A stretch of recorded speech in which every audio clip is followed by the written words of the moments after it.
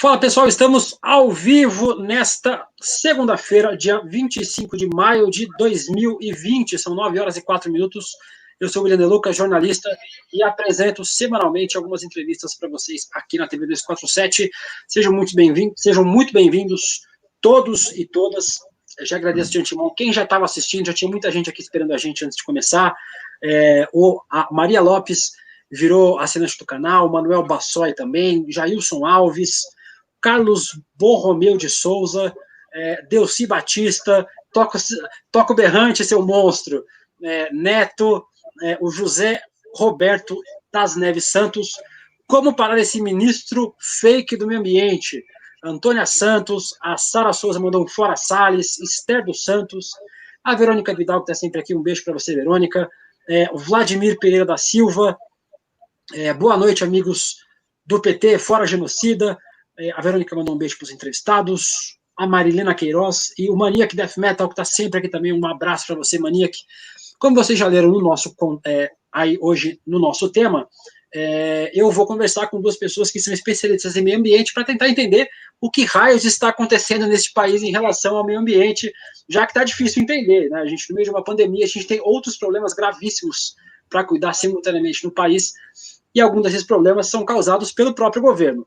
Para conversar comigo, eu vou conversar hoje com Nilton Tato, deputado federal pelo PT de São Paulo. Nilton, boa noite, obrigado por aceitar o nosso convite.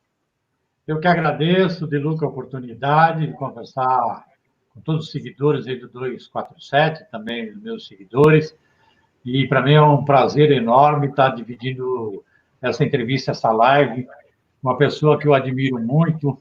E a gente tem saudade agora, a gente olhando o Salles, a gente tem saudade, né, do trabalho extraordinário que a gente teve do Carlos Mink como ministro, né, e sempre foi inspirador, inclusive, de toda essa pauta, essa agenda ambiental tão necessária nesse momento para o Brasil e para o mundo. Tem gente que fala que saudade do meu ex, vai falar que saudade do meu ex-ministro do meio ambiente, Carlos Mink, ministro do meio ambiente no governo Lula e hoje deputado estadual pelo PSB do Rio de Janeiro. Mink, obrigado por ter aceitado o nosso convite. Boa noite, De Luca, boa noite, Nilton Tato, que também presidiu a Comissão de Meio Ambiente na Câmara, uma resistência poderosa lá contra os ruralistas. E, bem, aqui também, essa pergunta tua, De Luca, tentar entender, eu acho que a gente vai ter que ter a ajuda do Freud para entender, né? Porque o ministro do Meio Ambiente virar o maior destruidor do meio ambiente, eu acho que nem o Freud explica. Mas parece que é uma constante nesse governo, né? Parece que os ministros das pastas fazem exatamente o contrário, né? O ministro da Educação deseduca, o ministro da Saúde ajuda o coronavírus, o ministro do Meio Ambiente quer destruir o meio ambiente, o ministro das Relações Exteriores quer destruir as relações exteriores do Brasil, então parece... A Damares, as pautas feministas. Exatamente, parece ser o contrário. Esse governo, na verdade, faz de tudo para as coisas serem ao contrário do que deviam ser.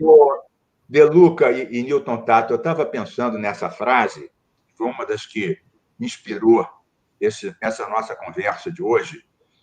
Todo mundo olhando para o coronavírus, vamos aproveitar para passar a boiada. Eu me lembrei, o Nilton estava lembrando o tempo que eu estava no Ministério, 2008 a 2010, uma das operações que a gente fazia, né, que teve grande repercussão mediática, foi o Boi Pirata. Então, toda semana eu estava na Amazônia, né, com o IBAMA, o ICMBio, a Polícia Federal. Na época, Tarso Genro era ministro da Justiça, né, e ele dava plena liberdade à Polícia Federal, é bom que se diga, plena liberdade e autonomia. E nós fazíamos as operações Boi Pirata. Eu me lembrei por causa do negócio que ele falou, da boiada. Então, por que Boi Pirata? Porque os grandes desmatadores, trilheiros, madeireiros, eles tacavam fogo, metiam o boi. Aliás, depois eu me arrependi da expressão boi pirata, que o pirata não é o pobre do boi, é o dono do boi, que é o corsário da história, mas tudo bem. Então, eles metiam fogo, metiam gado, e o gado virava uma forma de conquista de território. Território, terra pública, reserva extrativista, área de preservação, área indígena, e a gente ia lá e capturava milhares de cabeças de boi pirata e doávamos tudo para o Fome Zero. doávamos para o Fome Zero. O meio ambiente virou o maior doador do Fome Zero.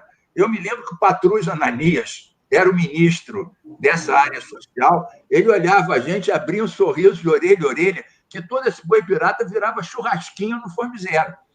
E agora a gente quer lá pegar o boi pirata e agora ele quer aproveitar para deixar passar a boiada e passar a régua em toda a legislação de proteção ao meio ambiente. É desastroso. O Mink citou o que o Ricardo Salles falou. A gente está falando, obviamente, da reunião ministerial que foi divulgada, onde a gente ficou sabendo de várias coisas que acontecem nesses debates que o Bolsonaro faz com seus ministros. Na reunião do dia 22, que foi divulgada a semana passada, o Ricardo Salles, que é ministro do Meio Ambiente, disse que era para aproveitar a pandemia de coronavírus para ir passando a boiada no Ministério do Meio Ambiente. Segundo ele, hoje, o ministro se explicou, disse numa entrevista ao UOL que não fazia referência à Amazônia, mas à simplificação jurídica e ao investimento das empresas privadas. Segundo ele, seria um assunto de desregulamentação ou simplificação. Ele tomou medidas recentes de flexibilização em relação à Amazônia, como a liberação da exportação de madeira nativa sem autorização do IBAMA e também da reestruturação do ICMBio, que é um órgão de fiscalização. A gente vai falar sobre o ICMBio depois. Eu queria que vocês falassem primeiro, e eu vou começar com o Nilton, sobre como é que vocês viram a frase do ministro em si, né? Ele disse que era para aproveitar o tempo de pandemia, além da óbvia falta de humanidade em falar sobre aproveitar a pandemia para alguma coisa. Ele falou para aproveitar a pandemia para todos os ministérios passarem a boiada em desregulamentação. Nilton, como é que você viu essa postura do ministro Ricardo Salles nessa reunião? Não, ali, na frase dele, acho que é a concretização do pensamento dele, do próprio pensamento do próprio governo Bolsonaro, e aí, especificamente na agenda ambiental. Primeiro, nós, em toda a história do Ministério do Meio Ambiente, e o próprio Mink pode até falar com mais propriedade, independentemente de qual governo, nós sempre tivemos chefes, né, do Ministério, o ministro, uma pessoa preocupada em seguir aquilo que está garantido na Constituição, que nós temos que proteger, né, os recursos naturais como propriedade do povo brasileiro, não só para presente, para a nossa geração, mas para as gerações futuras.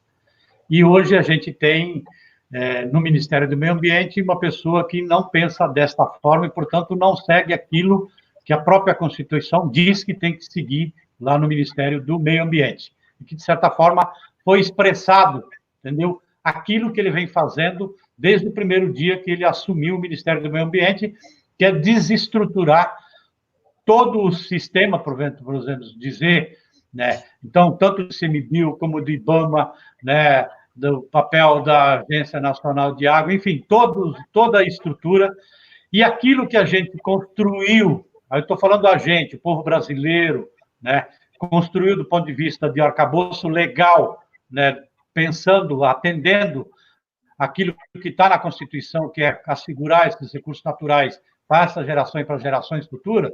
Então, ele vem trabalhando no sentido de querer, né, com normas ou com projetos de leis, entendeu? Tentando acabar com todo esse arcabouço legal que é conquista da sociedade brasileira, atendendo aquilo que foi expressado como vontade popular na própria Constituição. Então, a expressão da reunião, ela é simbólica na medida em que ela é expressada verbalmente a vontade dele, daquilo que eles vêm fazendo, né, no governo, em especial no meio ambiente. Mas não é só no meio ambiente, para a gente olhar as outras falas também dos outros ministros das diversas áreas. Mink, você já foi ministro do meio ambiente, já foi secretário do meio ambiente, antes de ser ministro, de ser secretário, já era um ambientalista, e você acompanha, obviamente, essa pauta muito de perto. Você já viu alguma outra vez na sua vida alguma coisa que parecesse com o Ricardo Salles à frente do Ministério do Meio Ambiente? Não é porque realmente ele odeia o meio ambiente. No início, a nossa preocupação, logo que o Bolsonaro assumiu, ele disse que ia sair do Acordo de Paris e ia acabar com o Ministério do Meio Ambiente. Nós fizemos uma gritaria tão grande a nível internacional que ele acabou não saindo do Acordo de Paris, embora não respeite nenhum dos compromissos que o Brasil assinou, Não acabou com o Ministério do Meio Ambiente, mas botou uma quinta coluna lá dentro.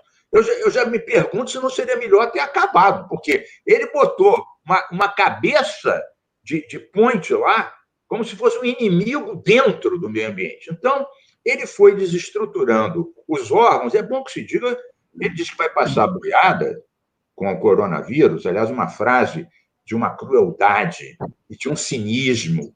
Quer dizer, milhares de pessoas morrendo, os profissionais da saúde, o Brasil num caos total. Você vê 2 horas de reunião ministerial, não tem um ministro que se solidarize com as famílias, que fale, olha, vamos fazer o foco, todo mundo, o que a gente vai fazer para... Não, cada um diz quais são as maldades e as obscenidades que está pensando. A Damares quer prender os governadores e prefeitos, o Van Fraude, né? O Van Fraude quer prender os ministros do Supremo, o outro quer passar a boiada, mas ninguém quer articular os ministérios para enfrentar uma crise desse tamanho que desmonta a economia, que desmonta a saúde pública. Quer dizer, além de tudo que a gente vai discutir, da parte ambiental, da legislação, é de um cinismo, de uma frieza, de uma insensibilidade. Aquilo não é um ministério, é uma gangue pornográfica. É uma gangue pornográfica. Nessa reunião que você falou, o único ministro que não falou nada foi o ministro da Saúde à época, o Nelson Teich. Ele não abriu a boca a reunião inteira. É verdade. Mas, então, só para dizer, eu acho que o sinistro Salles, ele foi modesto quando ele disse que vai aproveitar para passar a boiada, porque uma boa parte da boiada ele já conseguiu passar. O que ele fez com o IBAMA e com o ICMBio, mesmo depois, quando o IBAMA estava fazendo operações boas lá no Pará, contra garimpeiros, né, que são base do Bolsonaro, ele demitiu o diretor. Depois, quando começaram a fazer outras operações, eles disseram não, o tal GLO, Garantia da Lei e da Ordem. Qualquer operação do IBAMA tem que ser autorizada e comandada pelo comando do Exército local. Antes disso, desqualificou o INPE, né? Desqualificou o INPE. Depois, mudou várias legislações. Olha, eu vou te dizer uma coisa, eu acho que uma boiada, a gente vai falar depois, inclusive em relação à Mata Atlântica, que foi dito aí, um dos atos que ele fez, que está sendo agora questionado na Justiça, ele legaliza ocupações. Eu me lembro que, logo no primeiro ano, a minha gestão foi de 2008 a 2010. Em 2008, a gente regulamentou a lei da Mata Atlântica. Levamos o Lula para São Paulo para assinar o decreto de regulamentação da lei da Mata Atlântica, criando uma série de mecanismos de proteção a partir da lei. E aí, o que ele fez foi, através de um outro decreto de portarias, dizer que não era obrigado a reconstituir as áreas degradadas e que nessas áreas degradadas, inclusive em margem de rio, ao invés de reconstituir e recuperar, podia desenvolver qualquer atividade. Quer dizer, na verdade, ele foi modesto, porque uma pá da boiada ele já tocou. A Antônia Santos deu outro apelido aqui, vai entrar pro maluco. A Ana Gama diz, é uma organização criminosa política jamais vista no Brasil. O Enilson Nunes está aqui também. Vamos bloquear um bolsominion, porque a gente tem limites. Aqui, bloqueado. Quem mais? A Deise Ribeiro. A destruição vem de antes da pandemia, desde o ano passado, quando tocaram fogo na floresta. O Enilson Nunes, e também... Cadê? Tinha outra pessoa aqui. O Enilson Nunes gostou muito do Weinfraud. E a Deise Ribeiro também. Van Fraude. Van Fraude. O Agenor Souza disse que ele estava assombrado com tudo aquilo, falando sobre o Nelson Teich. A Deise também comemorou gangue pornográfica. A Natércia Vukovic diz, os sinistros desse governo formam uma gangue do que há de mais sórdido. O Ronaldo Tavares mandando um abraço para o Mink do Rio de Janeiro. Opa! Quem mais? O Sérgio Almeida, a Luísa Lorca, fora Bolsonaro fake, o Mulambo brasileiro dizendo que o vídeo foi bom para o núcleo duro do Bolsonaro, eu não concordo, já falei sobre isso, e a Cristine diz, Mink, fale das iniciativas dos ex-ministros do Ministério do Ambiente sobre os governos Salles. não foi só sobre os ministros do meio ambiente, né? Outros ministros da saúde e da educação também se juntaram para falar sobre o governo, né? Mas os primeiros foram do meio ambiente. Como é que foi esse movimento dos ex-ministros e que análise vocês fizeram? Foi bacana, porque eu conversei com a Marina, com a Isabela, com o Zé Carlos Carvalho, e vimos que eram ministros de 8 governos diferentes. Sarney, Itamar, Fernando Henrique, Lula, Dilma, até meu Deus, do golpe, agora aqui. Sarney. Não. É o Sarney Filho, não é? O pós. E todos, cada um com seu jeito, com a sua ideologia, com o seu partido, mas nós falamos, não, espera aí. Então, nós fizemos 4 atividades. 4. A primeira foi em São Paulo, se não me engano, em maio, quando ele desmontou o Fundo Amazônia, que nós criamos. Eu assinei o Fundo Amazônia. $1 bilhão dado para atividades nossas. Nossa única função era diminuir o desmatamento. Eles nem apitavam naquilo. Quando o ministro da Noruega veio aqui assinar, perguntaram para ele, vem cá, por que você está dando $1 bilhão? Ele falou, não, isso é um seguro de vida, porque nós somos um pequeno país perto das geleiras da Groenlândia. Quando a temperatura aumentar e as geleiras derreteram, nós vamos submergir. Então, a gente está fazendo um seguro de vida. Não é bondade, não. A gente está nos protegendo. E eles desmontaram o Fundo Amazônia, desmontaram o INPE e outras coisas. Então, nós tivemos a primeira reunião em São Paulo. Todos os ex-ministros, se não me engano, em maio de 2019. Maio do ano passado. Então, está um ano. Depois, nós fizemos, mais para o fim do ano, uma reunião em Brasília. Nós fomos recebidos pelo Rodrigo Maia e pelo presidente do Senado, e aí fomos com a SBPC, com a OAB, SOS Mata Atlântica, o ISA, várias ONGs, e o nosso objetivo era pedir para o Maia, e isso foi bem sucedido, não colocar em votação projetos que eram mineração em terra indígena, MP da grilagem, vários dizendo o seguinte, ouçam os cientistas antes, depois decidam. Não tomem decisões sem saber as consequências, muitas podem ser reversíveis. Essas foram as 2. Depois nós tivemos mais 2 documentos.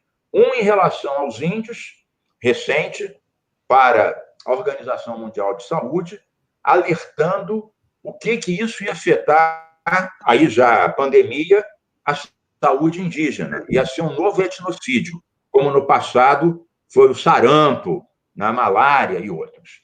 E a última, essa foi bem sucedida, junto com várias ONGs, todos os 8 ex-ministros assinaram, para deixar caducar aí o Tato teve um papel importante nisso, caducar a MP da grilagem, que realmente não foi votado e caducou. Agora querem fazer um projeto de lei, mas isso é uma outra discussão.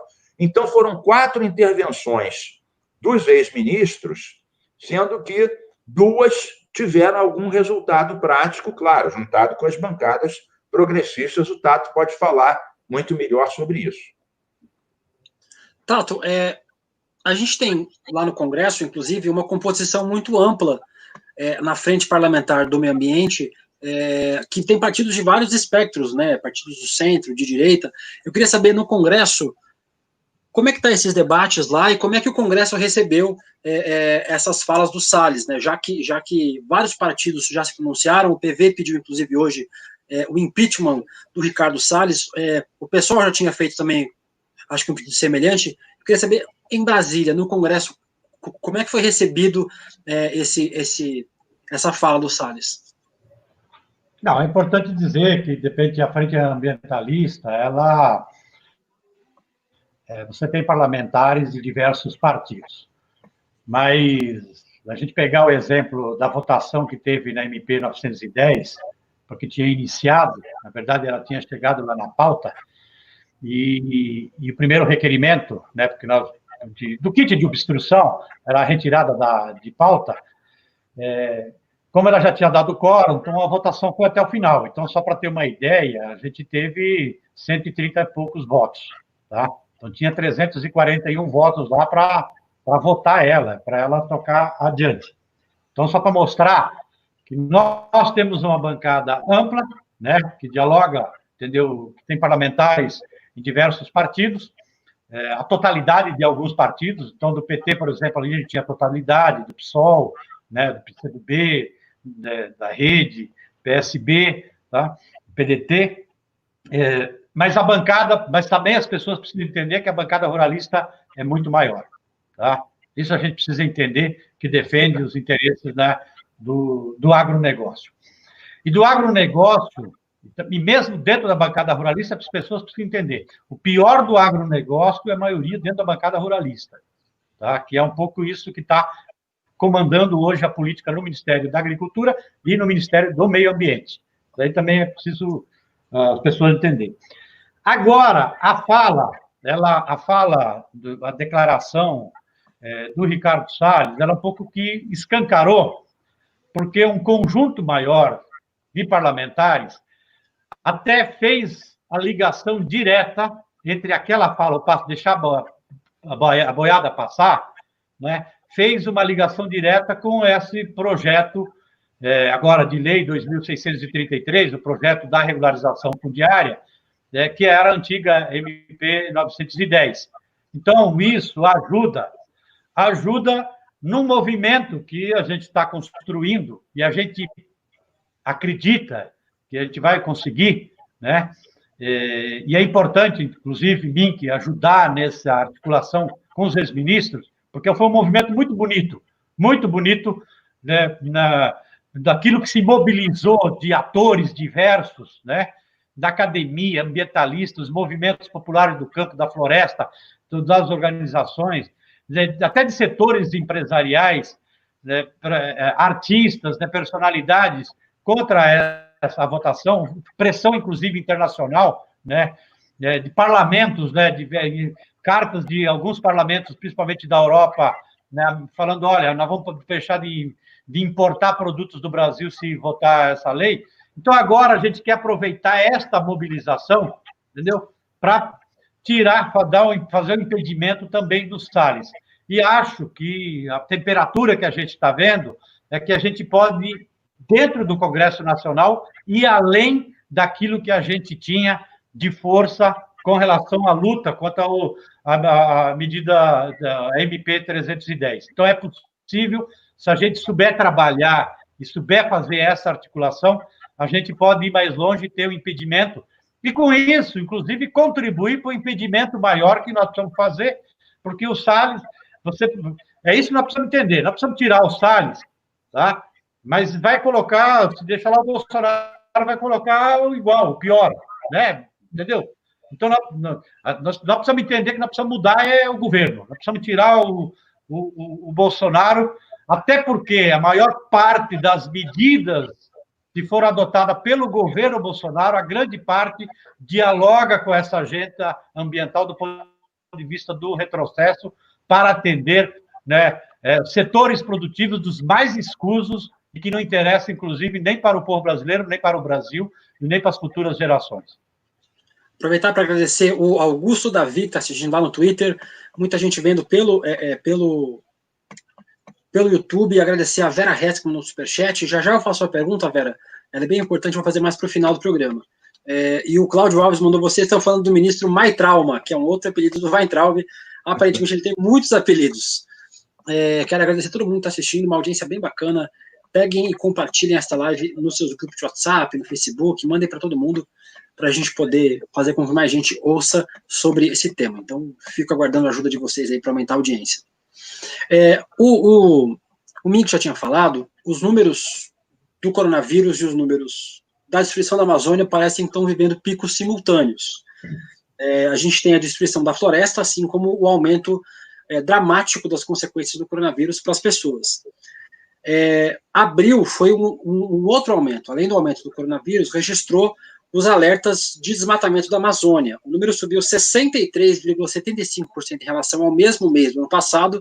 Em relação a março de 2020, o aumento foi de 24,2%, quase um quarto de aumento. No primeiro semestre desse ano, o aumento foi de 55% ao mesmo período de 2019. Os dados são do sistema DETER-B, do Instituto Nacional de Pesquisas Espaciais, o INPE, que o MINC também citou.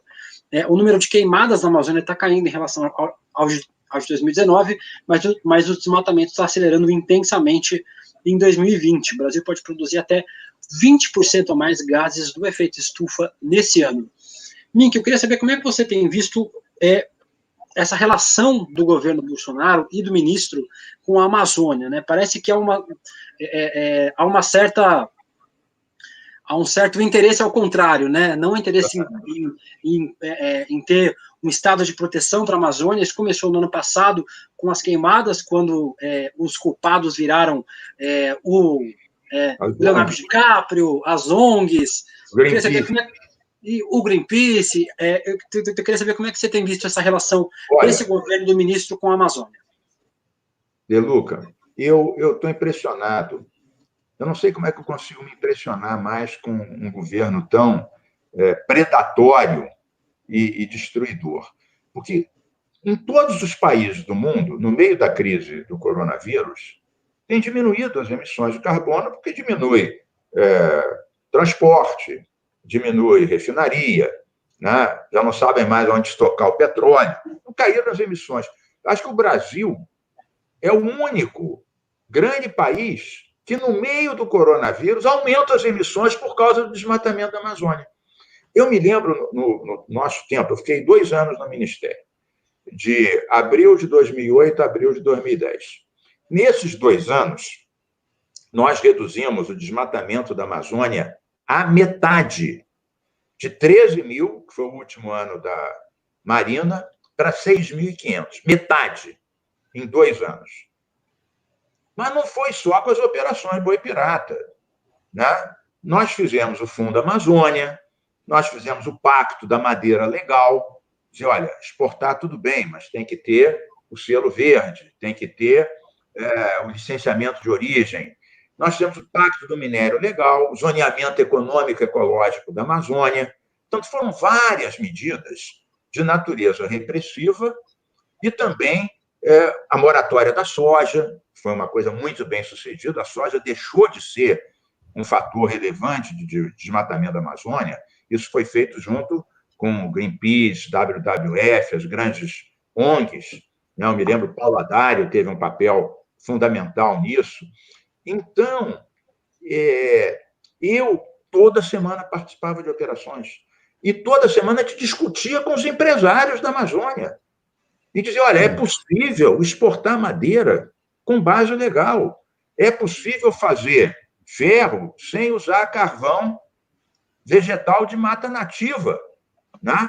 Planta ou de áreas já desmatadas, faz manejo florestal. Então, vendo o que acontece hoje, é uma tristeza, que nós criávamos, a Marina criou muitos parques e ONGs, e nós criamos milhões de hectares de reservas extrativistas para seringueiros, pescadores, castanheiros, vendo o que está acontecendo hoje. Esse pessoal está debaixo de ferro e fogo. E os que defendem eles, né, a turma do IBAMA, que vai para a linha de frente, atam as mãos. É como se você tivesse uma briga de boxe e o juiz mandasse amarrar as mãos de um dos adversários. É o que está acontecendo. Ele assula a sua base de garimpeiros e madeireiros, ata as mãos do IBAMA, muda a legislação, desmonta o Fundo Amazônia.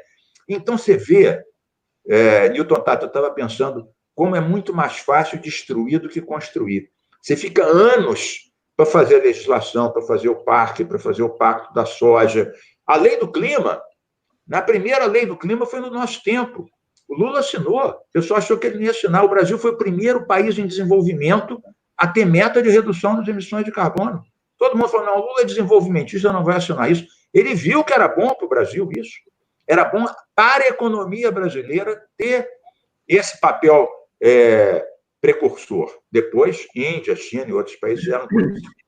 Então, é uma tristeza, De Luca, Tato, ver como é tão rápido e fácil destruir o que levou tantos anos para construir. Eu me lembro, cada parque, a gente tinha que negociar com os governadores, com os outros ministérios, com o Ministério de Minas e Energia. É bom que se diga que no governo Lula também tinha ruralista no ministério, também, mas tinha uma direção geral desenvolvimentista e proteção ao meio ambiente, sustentabilidade.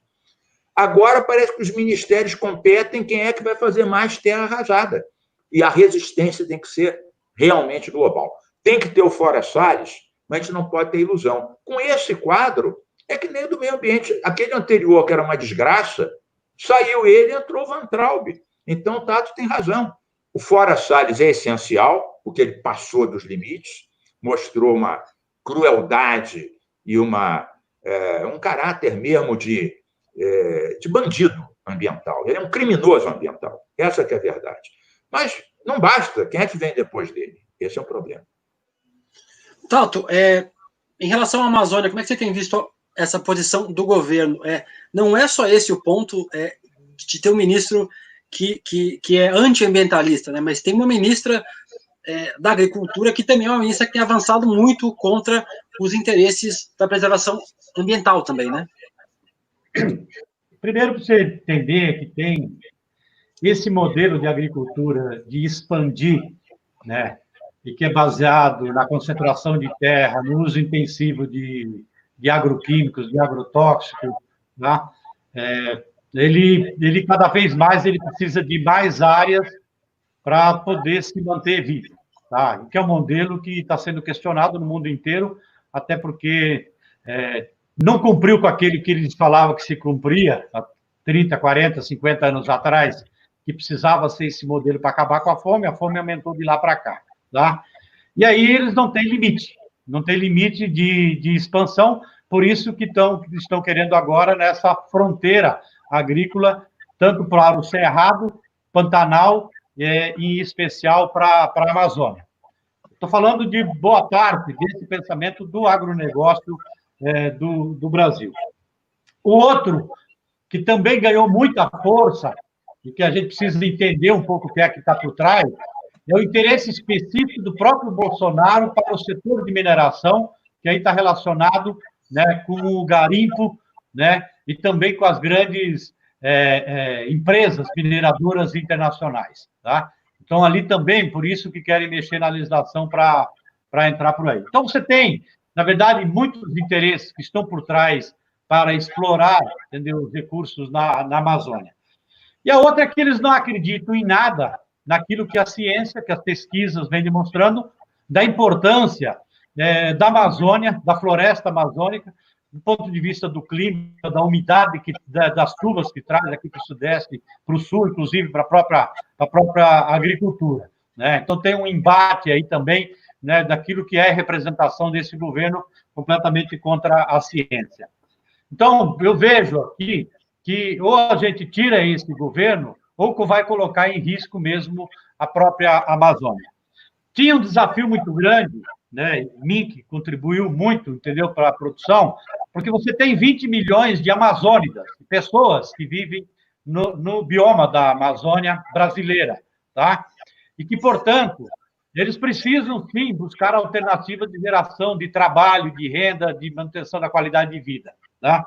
E muitas coisas foram sendo implementadas, né, com desafios, né, para poder fazer com que essas pessoas melhorassem de qualidade de vida e também na perspectiva de que essas pessoas também são parceiros, inclusive, da proteção dessa floresta, da proteção dessa biodiversidade. Então, muitas políticas foram adotadas para valorizar a floresta em pé, os produtos daquilo que chama de produtos da sociobiodiversidade, né, a valorização dos extrativistas, a valorização das comunidades tradicionais, dos povos indígenas, enfim, várias... O ecoturismo. O próprio ecoturismo. Então, várias atividades que iam na perspectiva do reconhecimento do papel que a Amazônia tem e do reconhecimento que aquela população faz no sentido de conservação, inclusive de quanto que é importante manter aquela floresta para a própria vida daquelas pessoas que vivem na Amazônia. Então, tudo isso é o que está sendo jogado fora. Tudo isso que tinha o reconhecimento internacional, que está sendo jogado fora para colocar uma outra perspectiva. Aí, eu quero só para colocar, então, em relação ao próprio coronavírus, botar mais um dado do Amazon, que faz também esse monitoramento, né, de certa forma, paralelo, né, mas também importante. Só o aumento do desmatamento no mês de abril deste ano foi 157% a mais do que abril do ano passado, em plena pandemia. Em plena pandemia. Tá? É inacreditável. Só para colocar um outro dado, que já estava dado, né? Agora eles aumentaram na pandemia, né, o desmatamento, a invasão de áreas, né, públicas e também de unidades de conservação, terras indígenas, quilombola. Os dados que foram sistematizados por ano, né, Mink? Os dados que é contado, você conta de agosto de um ano até julho do ano seguinte. É verdade. Então, os dados que nós tivemos no final do ano passado, né, em outubro, novembro do ano passado, aquele aumento, né, batendo recorde de desmatamento e queimada, ele computou até julho do ano passado. E o pico do desmatamento do ano passado, ele se deu depois de agosto. Agosto, setembro, como esse ano também vai ser, tá? Então, nós vamos bater o recorde novamente. Eu estou falando daquilo que é computado anualmente. Nós vamos bater o recorde novamente esse ano.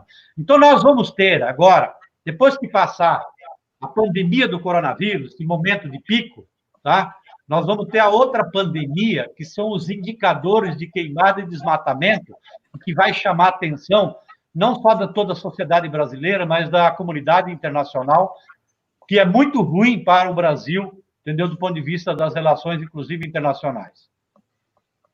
Deixa eu aproveitar, tem várias pessoas mandando pergunta aqui, a gente tem mais 20 minutos de programa, eu não vou conseguir fazer tudo, infelizmente, podia ficar horas conversando com o Mink e com o Tato, mas infelizmente todo mundo tem agenda depois, e a gente tem o programa do Aquiles logo em seguida, então vou tentar resumir as perguntas em 2 bloquinhos de perguntas. O primeiro deles, a Ana Souza fala sobre a PL da grilagem.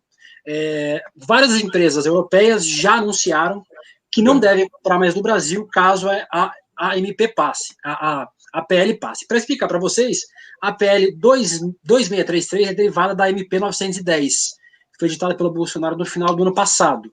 Ela ganhou esse nome de MP da grilagem porque amplia a anistia a grandes terras públicas ocupadas, regularizando os latifúndios em áreas desmatadas. Anteontem, artistas fizeram um manifesto, vídeos falando sobre isso, dentre eles a Gisele Bündchen, que é uma ativista ambiental também. Empresas europeias, o Burger King, por exemplo, disse que não comprará mais produtos do Brasil. Redes de supermercado do Reino Unido também assinaram uma carta conjunta aos senadores do Brasil falando sobre isso, e ontem, e hoje, inclusive, os parlamentares da Europa, lá da Assembleia da Europa, fizeram também falas contra a postura do Salles e contra a PL. Mink, tem várias pessoas perguntando aqui sobre os impactos. Que impacto essa PL teria para o Brasil, caso aprovada, não só em relação ao próprio meio ambiente, mas para as relações econômicas do país?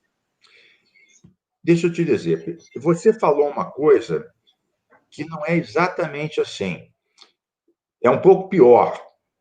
Quer dizer, essa MP da grilagem, que virou agora o projeto de lei semelhante, não é só sobre áreas desmatadas, é sobre áreas de tantos módulos rurais. Então, você legaliza áreas que não estão legalizadas.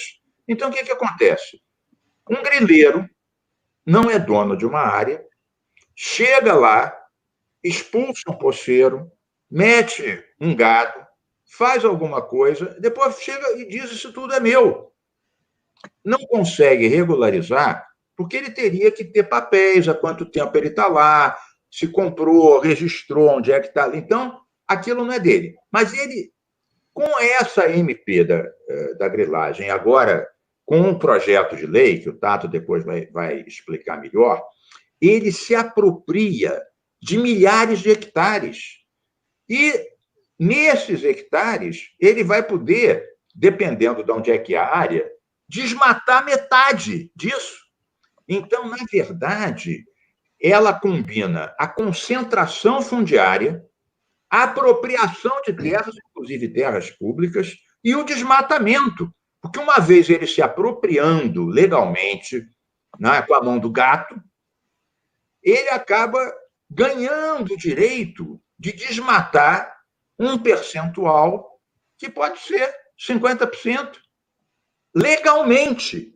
Então, combina expulsar os pequenos, expulsar os poceiros, população ribeirinha, quilombola, pescador. Então, já tem um lado perverso social e, além disso, ele passa o rodo legalmente mais de metade dessa área.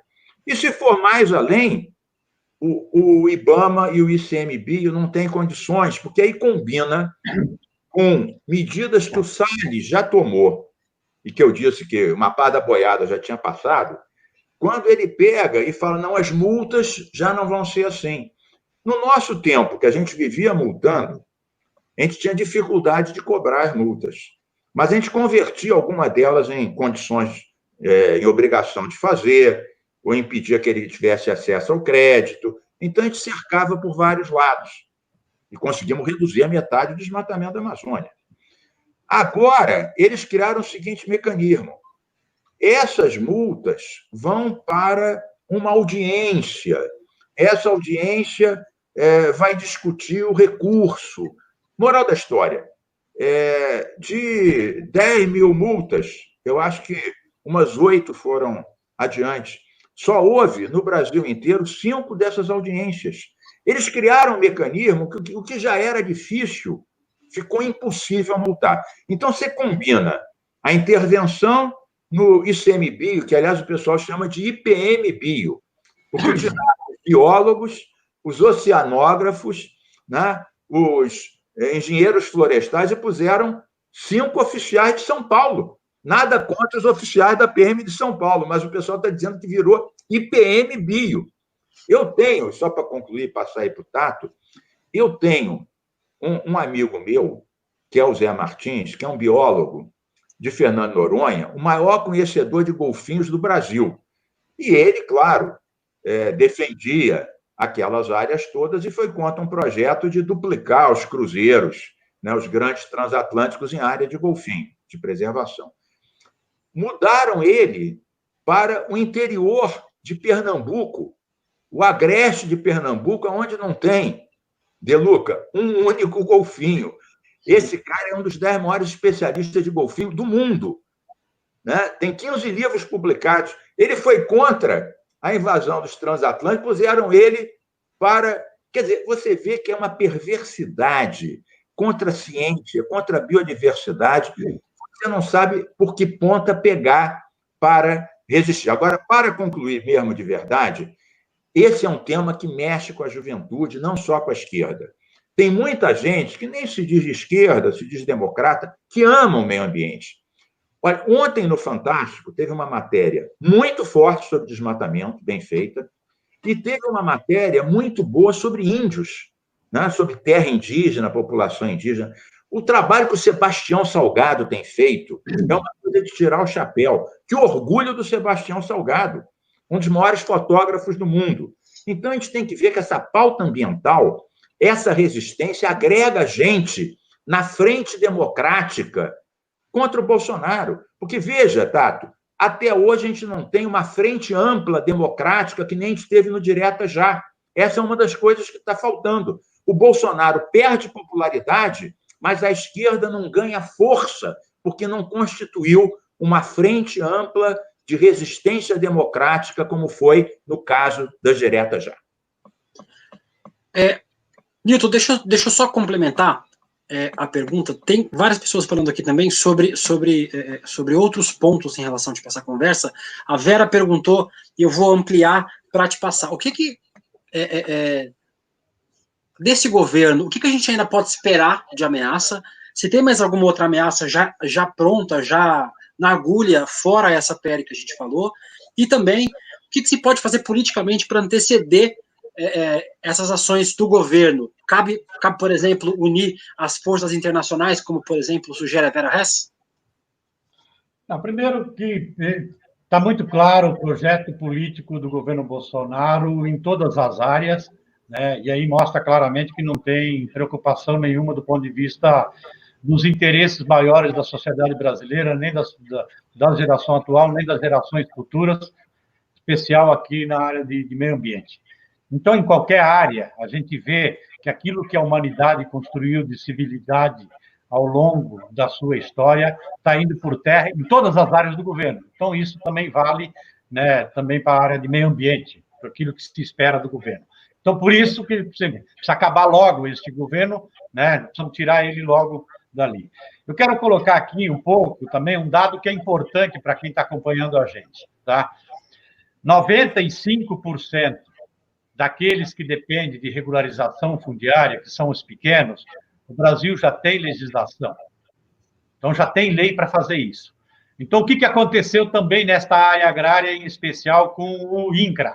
Então, aquilo que já foi dito aqui, que desmontou o ICMBio, desmontou o IBAMA, né, na área ambiental, também está sendo um desmonte geral no INCRA para poder cumprir a legislação.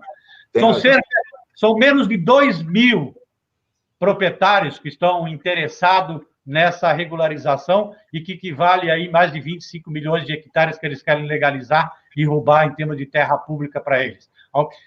Boa parte dessas terras tem lá a reivindicação, como o Mink já disse, ou indígena, ou quilombola, ou posteiro, extrativista, ou sem terra, que estão disputando. Então, a tendência, se passar, entendeu, esse projeto de lei, você vai aumentar a violência, aumentar desmatamento e mais morte. Tá? Então, só isso é importante dizer.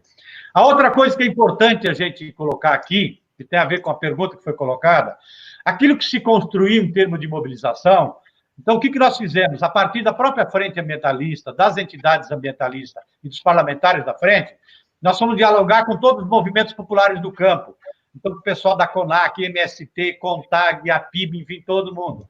Com todo mundo da academia, tá? E aí também a própria ação dos ex-ministros, entendeu? Nessa articulação. E a partir dali, artistas, personalidades, tal. Esse movimento que se criou no Brasil contra a votação, entendeu? Ganhou repercussão, inclusive internacional, e começa a ter a pressão de fora também, que é muito importante.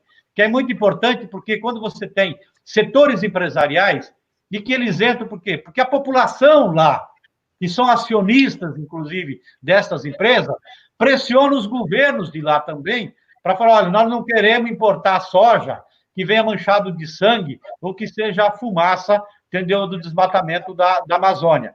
Então, para dizer o seguinte, que para a gente fazer o enfrentamento de tudo aquilo que representa o governo Bolsonaro, em especial na agenda ambiental, tá? Nós temos que manter viva essa mobilização que a gente fez aqui, porque ela, como disse o Mink, ela amplia para outros setores e escancara o que é este governo, né, que expressa também na agenda ambiental.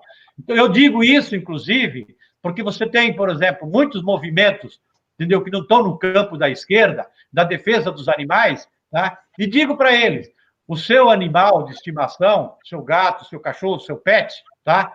Que muita gente vota, inclusive em parlamentares de direita, e inclusive da base ruralista para lá, eles estão comendo, inclusive, ração envenenada por causa dos agrotóxicos. Então, tudo isso nós precisamos fazer esse debate. Mas, como o Mink disse também, não é tranquilo nem no nosso campo. No campo da oposição, no campo da esquerda em especial, nós precisamos incorporar essa agenda cada vez mais, porque é a agenda, entendeu, da defesa da vida. E a defesa da vida passa, entendeu, para a gente, entendeu, reconhecer que tem direito à qualidade de vida todo mundo, inclusive as outras formas de vida, não só a nossa espécie. Se fosse para a gente falar sobre as coisas boas desse governo, tinha durado 5 minutos essa live, mas como era para falar das coisas ruins, ainda ficou para a gente falar sobre o INPE, sobre o ICMBio, sobre Fernando de Noronha, sobre o vazamento de óleo nas praias do Nordeste, sobre a comunidade internacional, muita coisa. Acho que vamos ter que marcar uma segunda rodada com o Mink. Falando nisso, cadê aquele navio grego que disseram? Mas não é do Greenpeace o navio? Inventa uma lorota, depois acaba, aí passa para outra. tem muita coisa para a gente discutir. Acho que eu vou precisar marcar uma segunda rodada com o Mink e com o Tato. Vamos ver se a gente consegue agendar para a gente fazer, porque tem mais coisa para falar. Mas eu quero aproveitar para agradecer os dois grandes nomes da luta ambientalista no Brasil, em seus respectivos parlamentos, e deixar 1 minuto para cada um, 1 minutinho e meio, para deixar suas considerações finais, começando pelo Mink. Olha, eu queria dizer para o pessoal o seguinte: resistir é possível, é necessário, é imprescindível. Alguém vai dizer, poxa, mas o Bolsonaro está... Não, olha, vamos lá ver por outro lado, né? Nós conseguimos, os ex-ministros, os parlamentares progressistas, como o Tato e seus companheiros, o Molon, outros amigos nossos, conseguimos que não fosse votado, por exemplo, ainda a mineração em terra indígena. Nós conseguimos caducar, num primeiro momento, uma vitória parcial, a MP da grilagem. Né? Nós não temos força para impor uma agenda, a gente está na defensiva. Mas nessa defensiva, por exemplo, a gente teve vitórias no Supremo, quando quiseram tirar a questão da FUNAI e botar no Ministério da Agricultura, né? Vários grupos bateram nas portas do Supremo e isso foi brecado. Então, a gente tem que pensar o seguinte: no nosso tempo, a gente criava parques, a gente criava leis. O Jairo Menegas aqui, Mink, o Jairo Menegas, inclusive, comentou que a gente não teve tempo de comentar sobre a privatização dos parques também. Ainda teve essa história. Então, no nosso tempo, a gente ficava criando coisa. Lei do clima, Fundo Amazônia, parques, Pacto Moratória da Soja. Agora a gente está na defensiva. A defensiva, a gente tem que impedir que destruam. Esse meu amigo Zé Martins ganhou na justiça. Essa história voltou para Fernando Noronha. Ele voltou para lá. Então, a gente tem que resistir. Em cada local, a gente não pode deixar um parque ser desmontado. A gente não pode deixar uma terra indígena ser vendida. A gente não pode deixar uma nação indígena ser contaminada e dizimada como foram no passado com as entradas e bandeiras. Cada resistência, cada hectare, cada espécie da biodiversidade. Resistir é preciso, é necessário, é fundamental. Nilton, muito obrigado por ter aceitado o nosso convite. 1 minutinho e meio agora para as suas considerações finais. Não, primeiro eu quero ir aqui para as pessoas que estão acompanhando, né, aproveitar a quarentena para poder refletir um pouco, porque, com certeza, o mundo vai ser diferente depois dessa pandemia, e ela é oportuno para a gente também refletir como é que a gente vai se relacionar com o meio ambiente, né? Então, é uma oportunidade. Essas mobilizações que estão ocorrendo via redes sociais, no embate que a gente tem feito aí com relação a esse projeto específico, ela precisa intensificar agora para a gente impedir, né, tirar os Salles de lá. Então, é uma forma da gente se mobilizar, tá? E dizer que é importante, na medida em que as pessoas sabem que nós somos minoria lá no Congresso Nacional, e que aqui vem o Mink citou alguns exemplos de coisas que nós conseguimos impedir que fosse para votação e que se representa retrocesso, que a gente só consegue, entendeu, segurar algumas coisas quando a gente faz de forma articulada a ação da gente com a sociedade se mobilizando em cima de causas, em cima de temas, em cima desses momentos, tá? Então, que mantenha, entendeu, esta mobilização. Nós estamos tomando as medidas do ponto de vista judicial, de fazendo, né, os requerimentos, né? Nós vamos ter uma reunião grande amanhã para pensar uma estratégia de como é que nós vamos ampliar essa ação para poder ter o impedimento, né, dos Salles, né? Tudo isso nós estamos fazendo, mas lembrando sempre, nós somos minoria lá, então depende muito da sociedade se mobilizar, mesmo nesse período da pandemia, que tem as diversas formas. E aqui, parabenizar a De Luca, e eu quero aqui também desejar uma boa caminhada. Eu sei que você está num desafio que é importante, entendeu? Né? O desafio, porque este ano é um ano eleitoral, tá? E para o município, e essas eleições municipais, elas são importantes para a gente começar a revirar novamente esse país, né? E a partir do município, do que é que a gente quer, entendeu? De relacionamento nosso, né, com a sociedade, a partir do município. Então, eu sei que você é pré-candidato, eu quero desejar uma boa caminhada, e a política está precisando de gente que nem você, para a gente, entendeu, mobilizar mais o bem, entendeu, da política com P maiúsculo, e a gente dá um basta nisso tudo que tomou conta do Brasil nesses últimos anos aí. Obrigado, De Luca.